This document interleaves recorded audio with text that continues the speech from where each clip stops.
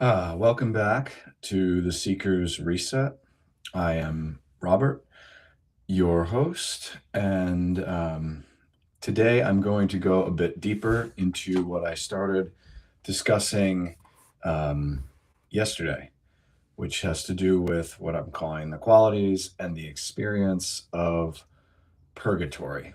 Um, I began this exploration talking about how purgatory is the stop on the way to heaven, metaphorically, but potentially quite literally. Um, and explaining how most of us, when we reach the edge of hell and purgatory, what we want and expect to experience is heaven, and instead we have to go through purgatory. And as a result, a lot of us will recoil and retreat back into hell, where things are more familiar. But if we do this enough times, we finally realize the hard way that hell is hell, and even if purgatory looks terrifying in a different way, it's still better to move into purgatory than it is to stay in hell. So you could say that this happens the easy way or the hard way, that somehow some people may be able to grasp that heaven is out there and that purgatory is the way through it, and they may just very willingly decide, I'm leaving hell, I'm going through purgatory, I'm going to find heaven. Um, and then there are those like me who I have had like a number of brushes against purgatory throughout my life, and then finally got arrived at the conclusion that I really can't stay in hell and I have to go through purgatory.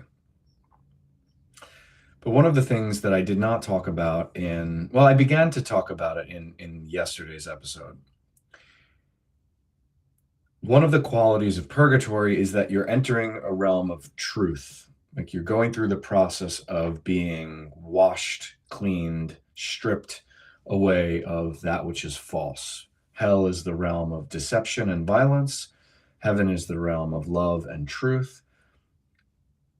Purgatory is the path between the two.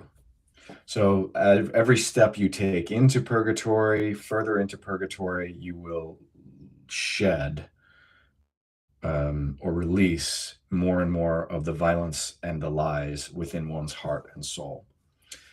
And what I have found is that when I first got the sense that this process needed to happen, when I first got that sense, it was in 2019, 20, 19 to 20, somewhere in there. Maybe it was 2020 to 2021, but definitely let's say 2020, right? And 2020, of course, being the year the world kind of like blew open and things were on display that had never been on display the way that they were, right? And somebody, actually, it was a singer, I forget his name, Nako. Nako, I think his name is Nako. He's like a new agey musician. He actually was the one I heard say this in 2020. He said, "Isn't it weird how it seems that everything is being revealed in the year 2020 when we're going to be able to look back and say hindsight is 2020." You know, the expression hindsight is 2020.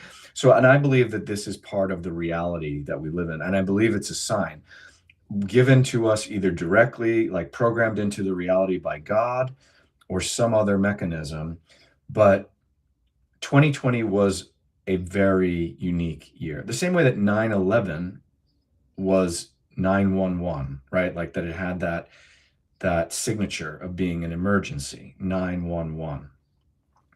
And 2020 has the signature of being related to hindsight is 2020 vision, right? Clear vision, I believe, really began in a sense in 2020.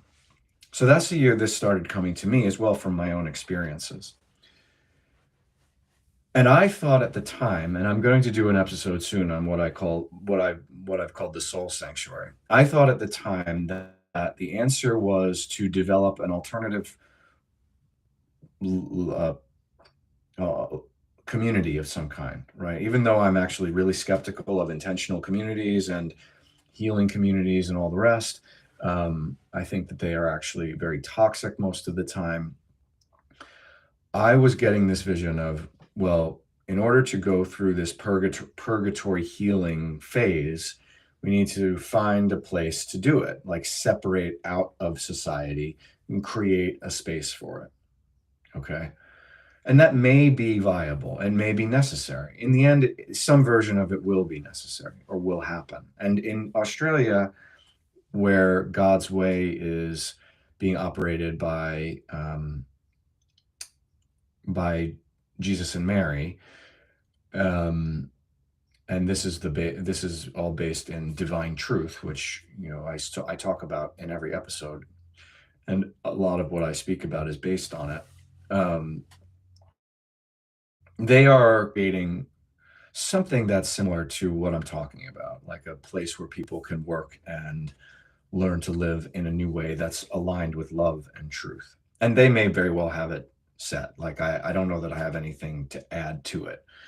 But one of the things that I'm learning is that part of one of the qualities of purgatory might be that it's not about separating out from the world. And it's actually about allowing yourself to go through life, like almost ordinary life, with a different intention, and to go through the purging process that way. Which, if you listen to Divine Truth, again, divinetruth.com or the Divine Truth YouTube channel, and if you hear any of Jesus's story, I mean, he in this life did this in the context of regular life. Like he went through his purging of emotion and his opening up to God. He did that in the context of living a regular life, not separated out. And so one of the qualities of purgatory is that on earth is that you might have to go through a process that feels impossible to go through in ordinary life, but you might have to do that.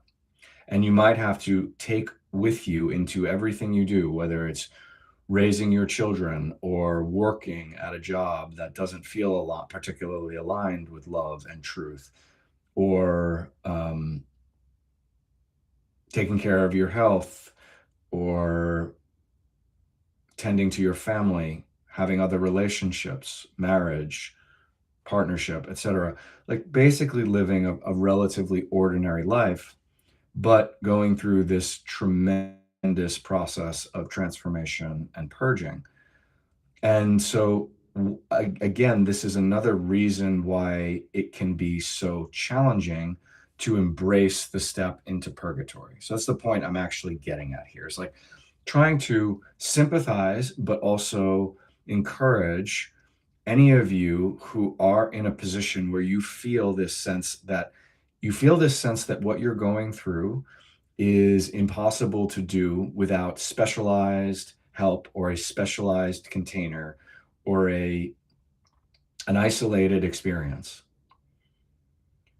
And if you're like me, you sense that should be the case. You sense that it should be possible for us to go into a cocoon and become the butterfly instead of having to do this in the midst of everything else in life. And like I said, I don't know, like I actually still have in my heart a desire and a feeling like eventually such a cocoon can and should be created. And it may be the case that what Divine Truth is creating in Australia at God's Way is going to be that. It's possible for sure. And they have the desire to have multiple centers for this. They're thinking about one in Canada, I believe, and one in the US and somewhere in Europe, maybe Portugal. So they're already kind of building out a potential prototype of this. And I've had my own ideas for what that prototype could look like as well. And I think actually my ideas are more aligned with what you could call what they call the natural love path, and whereas what they teach is the divine love path. And there's a difference between the two, and they're both very relevant, but they are not the same. And one of them leads directly to God, that's the divine love path, and the natural love path leads to the perfection of man, but not necessarily to the angelic state that can be attained through. So that's connecting into divine truth concepts. Like I certainly encourage everyone every time I do these to look into divine truth and to just dive into it, like fall in love with it as much as you can. And you may never listen to me again as a result, and that's okay. But purgatory, you're gonna probably, if you haven't already, have this sense of like, how can I do this and live a normal life? And I'm here to tell you that I don't know yet. I'm doing it to some extent. That's why I'm here. I'm with my parents. I think that the only way to do it is to understand that, at least in the version of this process that I'm going through, part of this is about retracing one's steps. So you can't retrace your steps any better if you actually relive, like go through a lot of the same kinds of things you went through earlier in life. And when you retrace those steps, you're going to be living, the same kind of life you've had earlier. Excuse me, I need some water.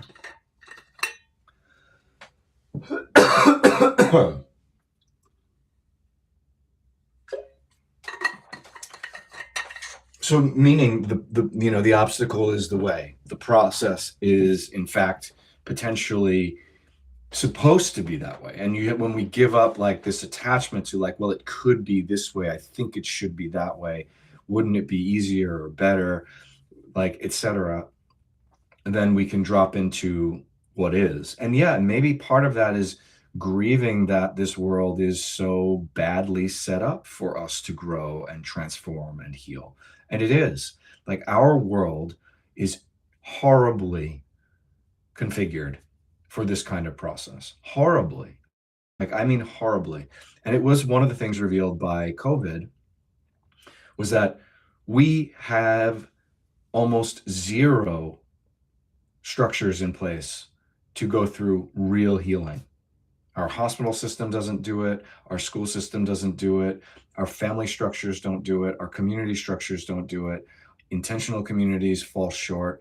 I have yet to find a single structure or social system of any kind that actually is catering to the process of going through this reset, awakening, rebirth, reset. I haven't found it anywhere. So that's something that I'm very inclined to develop in the future, but I'm not at that level myself yet, although it's something I'm constantly considering. Okay. The quality of purgatory is accepting this reality that it's not there at this moment. Right now, it's not there. Okay. And we have to go into this purging state, this configuration, this transformation, this overhaul of our lives. We have to do it by piecing it together. Okay. And without any real direct support in most instances. Perhaps we can begin to find more support, as people like us connect. But right now, there's like nowhere you could go for specific support for the process that I am describing here. I mean, there are many people describing aspects of this process, a lot of people doing it. And I have learned from many, many people. Recently, I've been really attracted to a guy who talks about Kundalini, to a few people talking about Kundalini awakening. One of them is Matthew Pallett. He's on YouTube. The other one is a younger guy. They're both pretty young guys. Jamie Munday, Munday. He's an English guy. Matthew is an American. I've also been really attracted to a channel called The Mindful Gardener, which has a lot to do with healing from chronic disease. there's a lot of people out there giving valuable information about aspects of healing that I think are really important. Okay. But the kind of transformation that I'm beginning to describe here is different from most of what I find. Okay. And again, divine truth is the only thing that speaks to it, like in a way that really, like reflects what I'm communicating. Um,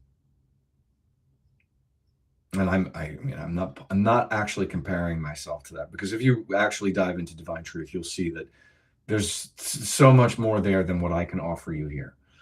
But there's something I can offer, and I'm trying to articulate that. And that even if it's just a bridge to divine truth, or some kind of way of um,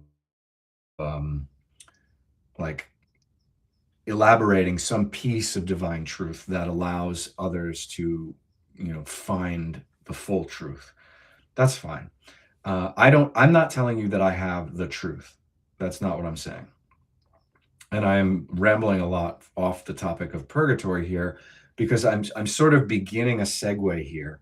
And the segue is that purgatory sucks. And the reason it sucks is because the resources, the structures, the institutions, the expertise, all of these things are incomplete. They're incomplete, if even, and some of them are non-existent.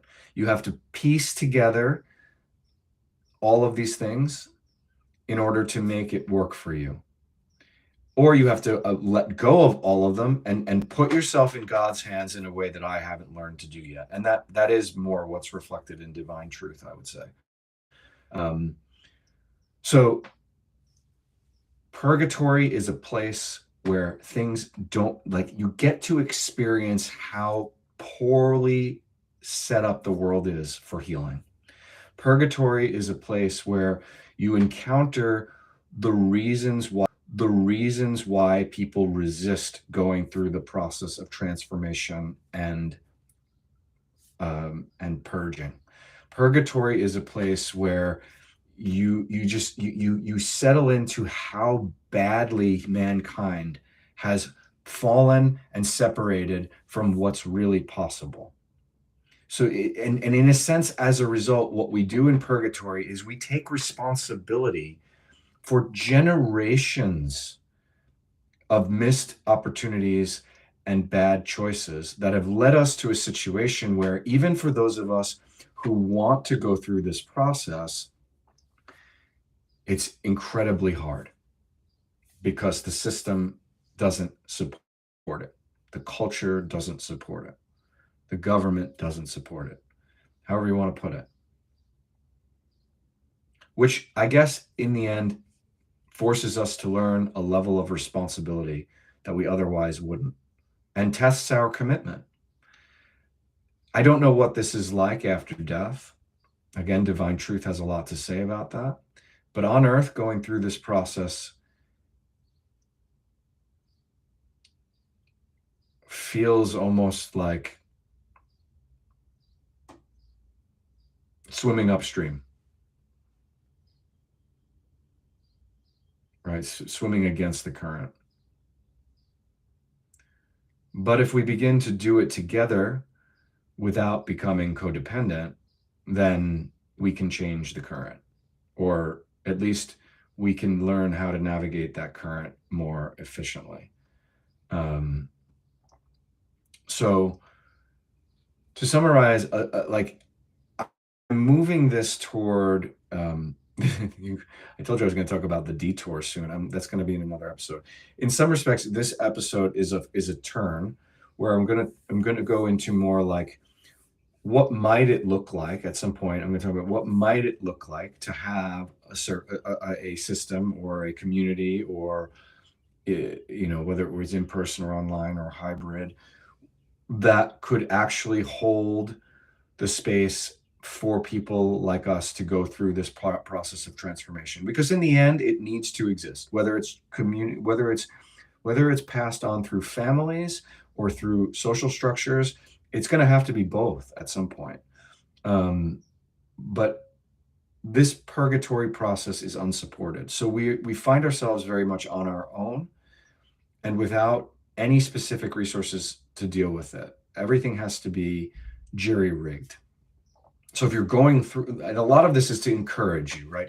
Like this episode has been not particularly meaty in terms of the like the insights, but if you are going through this process, then I suspect that this episode will have given you some sense of encouragement, and that is my goal. To this morning, my mother walked. No, this morning, sometime early today, my mother came to me and she said she heard something in church, and she and my father are very devout Catholics, and she heard something and she said it when that the message was encouragement, and I think that that's what's coming through me today, is this feeling of encouragement that yes, this is as hard as you think it is. Yes, you are probably not finding anything that matches exactly what you need, and that might be for the first time in your life. There may have been other times in your life where you thought you could find the things you needed specifically, like, oh, I need this, I found it. Oh, I need that, I found it. In this instance, there is nothing, as far as I can tell, other than divine truth that matches exactly the needs of this process. The only thing you can do is try to piece it and patch it together with certain things. And even those things are insufficient in themselves. It has to come more from within. And just using those things as crutches and tools as we learn how to walk again. Because that's really what this is about in the end, is we're learning how to walk again properly. We're learning how to speak again properly. We're learning how to feel. We're learning how to see. We're learning how to listen and hear. We're learning all of it again. And it's not linear, and it's not well supported by almost anything around us. It is that hard. And that is the quality of going into purgatory, that it is that hard. It's not just academic and abstract. It's truly difficult, challenging, perhaps the hardest thing that could be imagined. I don't know. I mean, that's a big statement, but it's one of the hardest things for sure.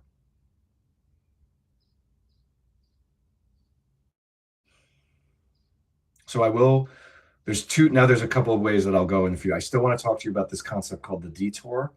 And also, this is starting to move into some discussion about the soul sanctuary, and I have yet to have an episode specifically on divine truth. So those are three that are coming. But this purgatory topic is really big, and also I haven't gone into heaven yet at all, and I haven't really experienced much of heaven, so there's not a lot for me to share. But I can share some um, some tidbits that I know are really important when it comes to that. So a preview of things to come. I want to thank you for watching. I pray that this has given you some sense of being seen or encouraged if you are in fact going through similar things as I've described. And it's excruciating at times. It really is excruciating. And I mean, right now I feel pain all over my body. And I wish you well. Thank you for tuning in, but more importantly, if you're actually going through this process, thank you for going through this process. Tuning in is secondary. Godspeed. This is the Seeker's Reset. My name is Robert. Take care.